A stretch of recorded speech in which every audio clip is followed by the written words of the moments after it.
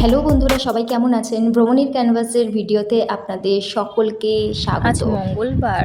অনেকদিন চুলের যত্ন করা হয়নি, ভাবলাম আজ করি। এই দেখুন, আমি যে ইনগ্রিডিয়েন্ট দিয়ে এই হেয়ার প্যাকটা বানাচ্ছি, আপনারা যদি এগুলো লাগাতে পারেন 1 মাসের মধ্যে, আমি এইটুকু বলতে পারি আপনাদের চুল পড়া অনেকটাই কমে যাবে। যদি ইনগ্রিডিয়েন্টগুলো জানতে চান তাহলে কমেন্ট করবেন, আমি অবশ্যই বলে দেবো। দেখুন হয়ে গেছে পেস্টটি। এবার একটা ভালো কাপড় নেবেন, কাপড় নিয়ে পেস্টটিকে ভালো করে নিংড়ে নেবেন। হ্যাঁ, আপনারা পেস্টটা সরাসরি অ্যাপ্লাই করতে পারেন চুলে, বাট আমি বলবো একটা পরিষ্কার কাপড় নিয়ে নিংড়ে নেবেন। এই যে লিকুইডটা যেটা বেরোবে সেটা আপনারা অ্যাপ্লাই করবেন স্কাল্পে, তো আরও বেশি ভালো হবে। এটাকে ভালো করে অ্যাপ্লাই করে 1 ঘন্টা মতন রেখে দেবে, দেন শ্যাম্পু করে নেবেন। আজকে পুরো রান্নাটা আমাকেই করতে হবে, কারণ আজকে মা বাবা একটু বেরোবে, তো আমি ওদেরকে বললাম আমিই রান্না করে নেবো, তোমরা আরামে যাও, গিয়ে ঘুরে আসো। ডিমগুলো ফ্রিজের মধ্যে তুলে দিতে হবে, তো জায়গাই হচ্ছে না, এভাবে রেখে দিয়ে তুলে দিচ্ছি ফ্রিজের মধ্যে। আর ডিম তুলতে তুলতে একটা জিনিস দেখলাম, জানেন, একটা ডিম ফাটা মতন, তো এটাকে আবার চেঞ্জ করতে বলতে হবে। হয়ে গেল গোছানো। এবারে ঢ্যাঁড়সগুলো ভালো করে ধুয়ে নিতে হবে, ধুয়ে এটা ভাতে বসিয়ে দেবো। ভাত অলরেডি বসিয়ে দিয়েছি, কিছুটা ফুটে এসেছে, এবার ভাতের মধ্যেই এই ঢ্যাঁড়সগুলো দিয়ে দেবো। আর এদিকে দুধটাও বসিয়ে নিলাম, ডিমটাকে ভাইকে বললাম তুই ছাড়া। সোয়াবিনের তরকারিও রেডি হয়ে গেছে, সব রান্না হয়ে গেছে। তারপর ভাবলাম একটু ওই ঘরে যাব, যেমন ভাবা তেমন কাজ, বেরিয়ে পড়লাম ওই ঘরের পথে। যাব, গিয়ে ঘর মুছে ঠাকুরটা দিয়ে চলে আসবো।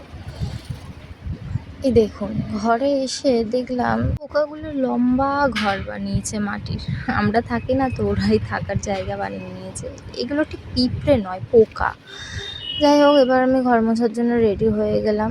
বাবাকে বলতে হবে ওই কীটনাশক মারার কোনো ওষুধ বা কিছু লিকুইড টাইপের নিয়ে আসতে, যাতে এগুলো না হয়। একদিন ঘরে যদি মাঝখানে না আসি, তাহলে এই রকম পোকাগুলো এরকম মাটির বাসা তৈরি করতে থাকে। এতদিন মপস্টিক কিনিনি, জানি আসা হয় না, ওই জন্য ভাবলাম যেদিন সেটেল করে যাব সেদিন কিনবো, বাট এখন তো আসতে হচ্ছে টুকটাক, তো সেদিনেই বাজার থেকে এটা কিনে নিয়ে এলাম। বেশ সুবিধা হচ্ছে, জানেন, ভালোভাবেই মোছা যাচ্ছে। কিন্তু আর যেগুলো থাকে না দড়ি দড়ি মতন, ওগুলো কিন্তু খুব একটা সুবিধাজনক নয়, মানে দড়িগুলো ছিঁড়ে যায়। আমাদের ঘরে আছে, তো আমরা এখন যেখানে থাকি, তো খুব একটা ভালো না, বাট এটা বেশ নিংড়ানোরও খুব সুবিধে হচ্ছে, জলগুলো বেশ ভালোভাবে নিংড়ে যাচ্ছে, হাত দিয়ে বেশি প্রেশারও দিতে হচ্ছে না। আমার তো বেশ ভালোই লাগছে।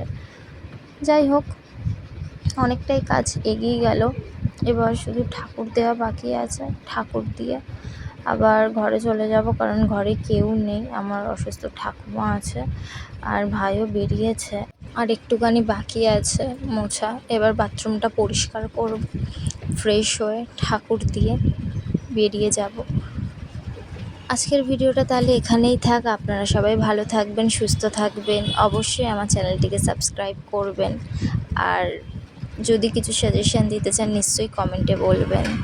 আজ তাহলে আসি।